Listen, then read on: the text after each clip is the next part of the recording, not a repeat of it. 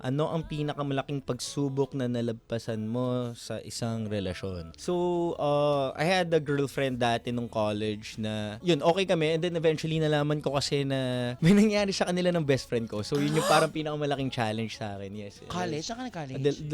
CSB. Oh, St. Benilde.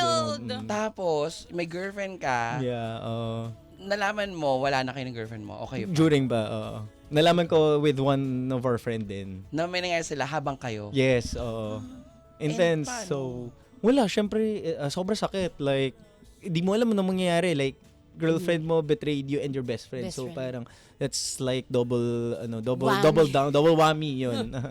So, yun, I overcame it and, yun, basta after no, nag-mature ako na parang never ever again na parang, ay galing sa akin na parang hindi ko liligawan or papormahan ang girl or maging babae lang ng friend ko. Parang ganon. Baga nagkaroon ka ng ano, Parang code, moral code. bro code. Yes, yes. Kung tawagin. Though ganun naman na talaga ako before, pero like I really stick to it. And parang kunyari yung friends ko nagkakaganunan na parang may pinopormahan siya na naging ex ng friend ko or naging girl ng friend ko, pinipigilan ko na parang, uy, hindi tama yan. Correct. Ay, wala pala akong sinabi. Tama.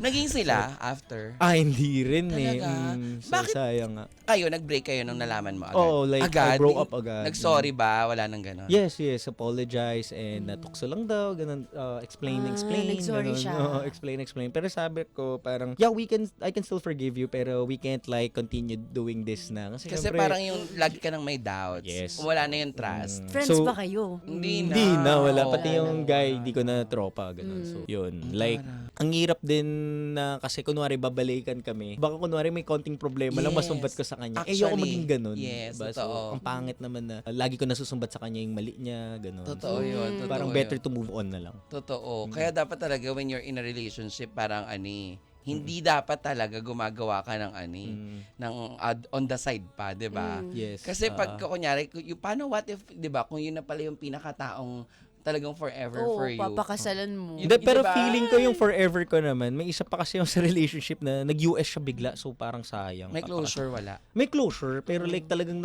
nakadrawing na yung buhay niya na talagang babalik siya sa US. So parang yun yung sayang, papakasalan ko sana. Totga. Yes, Correct. mas thought ko Ang yun. thought mo, yes. Anong sabi ng white? Naku. White naman, mahirap ang mga pagsubok sa relasyon, pero kapag nalagpasan mo na yon, mas malalalim ang samahan nyo. Depende. Depende, Kasi kayo, medyo mabigat to iba eh. kasi yung kanya may kinalaman sa tsuktsakan yung di ba? Best friend.